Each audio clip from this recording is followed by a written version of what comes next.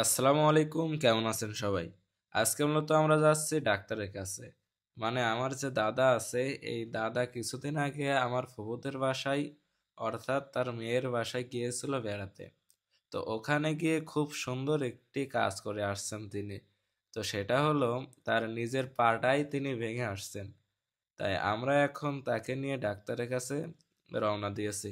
আর ওখান থেকেই দেখব যে তার পায়ের অবস্থাটা আসলে কি। তাছাড়া এমনিতেই আমার দাদার পাটা দেখে বোঝাই যাচ্ছিল যে পায়ের অবস্থা খুবই ভয়ঙ্কর।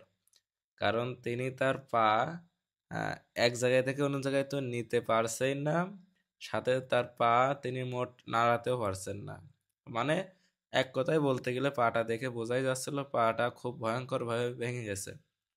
তো আমরা মূলত এখন ডাক্তারের কাছে গিয়ে দেখব, পরীক্ষা নিরীক্ষা করে সাথে এক্স রে করে দেখব যে আসলে পায়ের অবস্থাটা এখন কি আছে, কোন জায়গা থেকে ভেঙেছে, কেমন ভাবে ভেঙেছে। তো আপনারা অবশ্যই আমাদের সাথে থাকবেন এবং আমার দাদার জন্য দোয়া করবেন। তো বিসমিল্লাহ বললে রওনা দিয়েই দিলাম। আর আমি যাচ্ছি আমার নিজের বাইকে, আর আম্মুরা যাচ্ছে ইজি বাইকে। তো অবশেষে আমরা সেই হসপিটালে চলে আসলাম, আর এখান থেকে মূলত পরীক্ষা নিরীক্ষা করা হবে। তো ডাক্তারের সময়টা আর কি ভিডিও করতে পারলাম না। তো এখন মূলত এক্স রে করার জন্য আমার দাদাকে এখানে নিয়ে আসছে।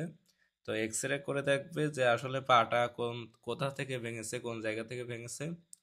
তো আপনারা আমাদের সাথেই থাকুন এবং দেখতে থাকুন যে আসলে মূলত কাহিনীটা কি। আর আমার দাদার এখন যে অবস্থা, খুব মারাত্মক অবস্থা, মানে খুব মারাত্মকভাবে অসুস্থ হয়েছে। মানে তিনি তো মোট চলাফেরাই করতে পারছেন না, নিজের খাওয়া, তারপরে বাথরুম, প্রসাব কোনোটাই ভালোভাবে করতে পারছেন না, একজনের দ্বারা করাতে হচ্ছে। তো যাই হোক, আপনারা আমার দাদার জন্য দোয়া করবেন। আর দেখা যাক এক্স রে করে ফলাফল কি আসে। আর অবশ্যই দোয়া করবেন যাতে আমার দাদা খুব তাড়াতাড়ি সুস্থ হয়ে যায়।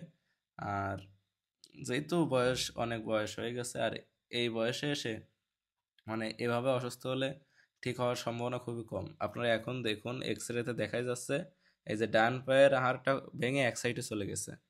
তো এটা মূলত অপারেশন করা ছাড়া ঠিক হবে না, তারপরেও আমরা চেষ্টা করে দেখি কি করা যায়। আর আপনারা আমার দাদার জন্য দোয়া করবেন। আর আজকের ভিডিও এখানেই শেষ করব। সবাই ভালো থাকবেন, সুস্থ থাকবেন এবং আমাদের সাথেই থাকবেন।